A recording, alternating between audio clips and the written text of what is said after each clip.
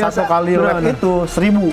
Berarti bisa, bukan 1.000, Bapak berapa kali itu bisa 25 lap itu 1.000 kali oper gigi. 25 lap itu 1.000 kali oper gigi. Di sini nih. Ya makanya kalau kaki kirinya gampang kram, waduh ampun-ampunan dah. Ya bisa dibayangin, artinya stop and go itu pasti kan dia kan akan berhenti dari speed yang tinggi. Di gear paling tinggi yang 6 biasanya sampai turun sampai 1. gear. Artinya sekali turun langsung 6 bisa dihitung 6 naiknya 6 lagi. Turun 6 lagi. Jadi jangan bayangkan naik motor metik ya, kalau gas rem. Ini mesti ngoper gigi nih. Apalagi Moto2 ini kan ya masih kopling. Kopling masih butuh. Bener-bener mesti piawai juga agak ya kalau namanya yang kram-kram repot di sini. Untung saya naiknya motor kopling, jadi sebenarnya ada bayangan meskipun koplingnya beda dengan kopling Moto2. Ya karena mereka juga udah pakai namanya quick shifter juga sih pada dasarnya. Tapi ya tetap butuh kopling untuk bisa dapat feeling pada saat akselerasi misalkan kayak gitu. Jadi buat Pedro Acosta nih mau Ogura, mau Sam Piacenza, mau Dixon, asalkan jangan Arbolino di depan dia aman. Iya, cuman masalahnya kalau kita ngomongin tentang Paku nih ya. Nah, ini juga ada sedikit ini. Kenapa? Karena di hari ini tuh kayak agak sedikit galau nih. Betul. Yang kabarnya dia kan dia keras pokoknya tahun depan saya ke awal. Di Juni dia ngomong gitu. Jadi seakan-akan kayak dia punya bargaining position tinggi banget kan, sehingga sampai seakan-akan mengultimatum KTM. Kalau nggak naik saya pindah. Kan kesannya kan kayak gitu. Tapi terakhir di MotoGP ini dia kayak agak kok kayak lunak ya. Udah kayak kendur ya. Udah gitu kondisinya kan tim yang saat ini dia berada itu udah tidak ada nama dia. Udah ngontrak pebalap 2020. Jadi kok lucunya apa? Ditanya nih. Jadi tahun depan gimana? Oh ya, saya akan berusaha ke MotoGP. Terus gimana kondisinya? Ya, mereka belum memberikan keterangan sih. Terus kalau kondisi seperti itu, ya mungkin tetap di Moto2. Ya, tetap di Moto2 kan keputusannya mungkin sampai di Valencia benar-benar desperate banget. Yang jadi aneh apa? Kalau di Moto2 lo sama siapa? Gitu sementara tim yang saat ini kan gitu. Ya walaupun artinya ya banyak pasti yang mau betul. Cuma sama siapa kan mesti jelas tuh. Ya, sampai beneran nggak itu kalau dia bilang di Valencia itu udah nggak ngasih deadline namanya. Itu udah desperate banget gitu udah musim terakhir.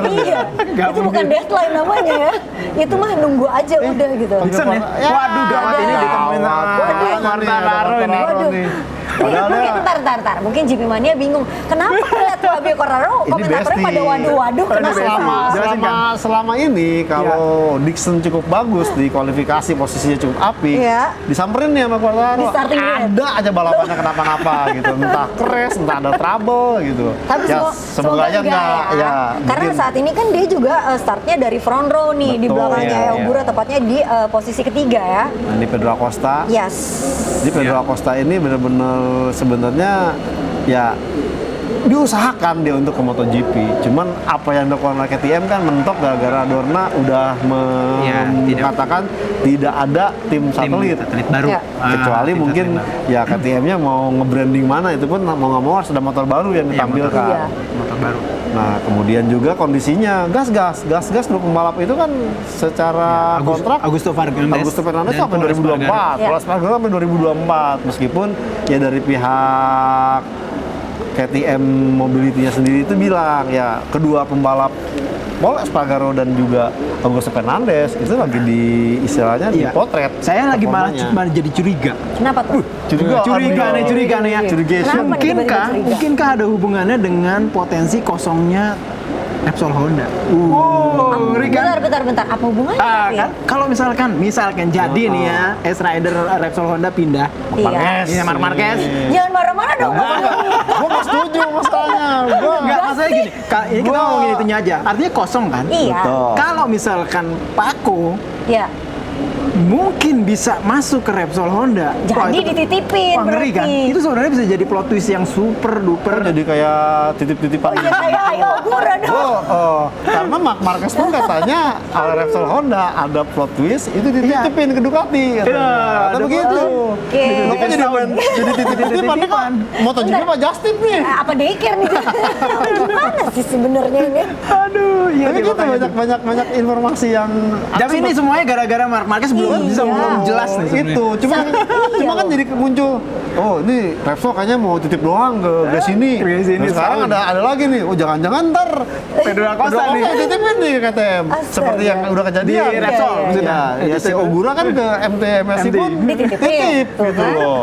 Jadi MotoGP sekarang buka jasa penitipan apa gimana Makanya sih nih, gitu? ya apa jangan-jangan Dorna melihat ini kesempatan bisnis baru nih. Nah, iya.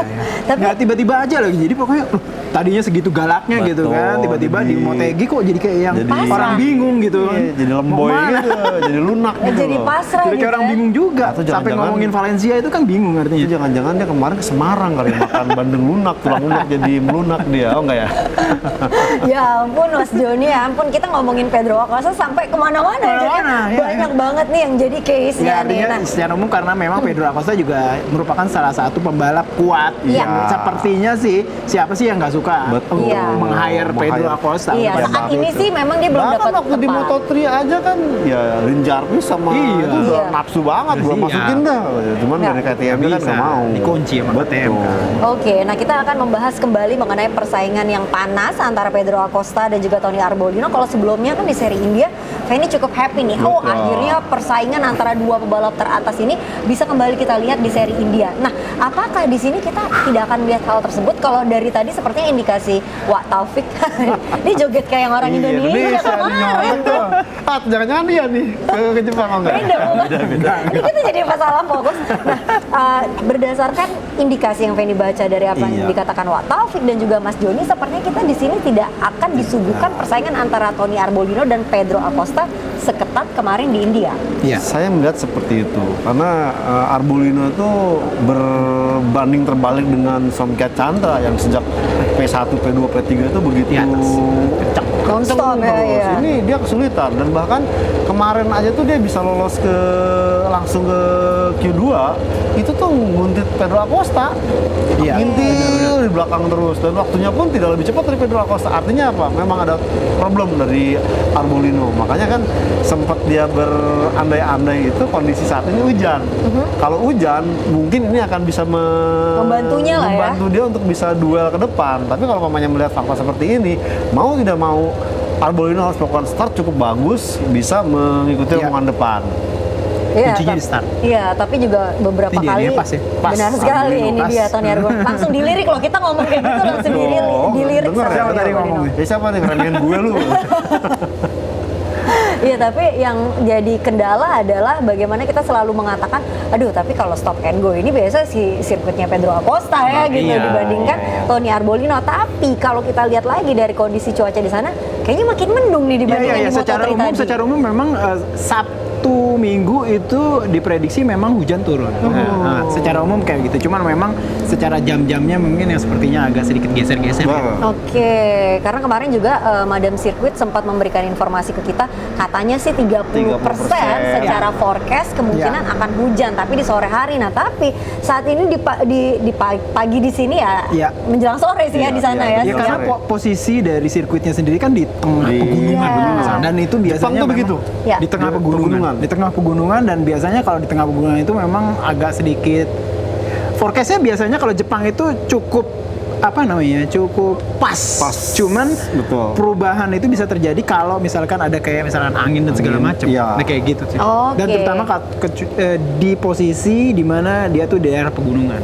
Oke. Di mana agak sedikit labil gitu. Iya, dan sebentar lagi balapan untuk kelas Moto2 akan segera dimulai. Mungkin Mas Joni terlebih dahulu boleh kasih prediksi 1, 2, dan 3 pada kelas ini. Ai Ogura, Iya. Jack Dixon, mungkin Pedro Acosta ketiga. Nggak mau Somkia Chandra aja? Somkia Chandra, saya masih agak pengalaman kejadian tahun lalu tahun sih. lalu ya. Aku masih ini. Dan kemarin-kemarin dia agak terdekat ya. Mudah-mudahan sih bisa Ada pebalap Thailand juga ya di semoga sana. Bisa itulah. Bisa bersaing dengan Ogura. Jadi Oke. tarik-tarikan gitu, jadi podium 1-2 bisa Honda Tim Asia. Wede. Asalkan Somkia Chandranya lancar jaya manunggal, tidak ada apa-apa. Wah Taufik, prediksinya nih gimana Wah Taufik? Yang menang di sini saya prediksi Acosta. Pedro Acosta. Yakin banget nih Wah Taufik kayaknya nih Acosta. Oke. Acosta.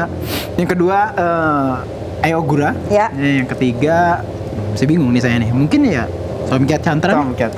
Somkiat Chantra. Oke. Dimana kita tadi sempat memberikan informasi bahwa Somkiat Chantra dan Ayo Ogura start dari urutan 1 dan 2. Iya. Dan sebentar lagi kita akan melihat starting grid dari kelas Moto2 ini.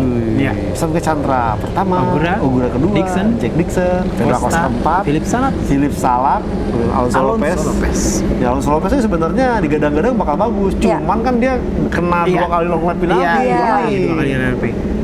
Jadi dia kemarin tuh pembalap pun jagoin Alonso Lopez tuh menang. Pas dibilang, loh dia kena 2 long lap penalti loh. Waduh salah dong gua katanya. Ada Ran Canet di posisi 7, Sam Lowe's, Ferdinand Aldeguer, Manuel Gonzalez 10 ini menjadi teman kayak menjadi teman Ayumu Sasaki nih tahun depan.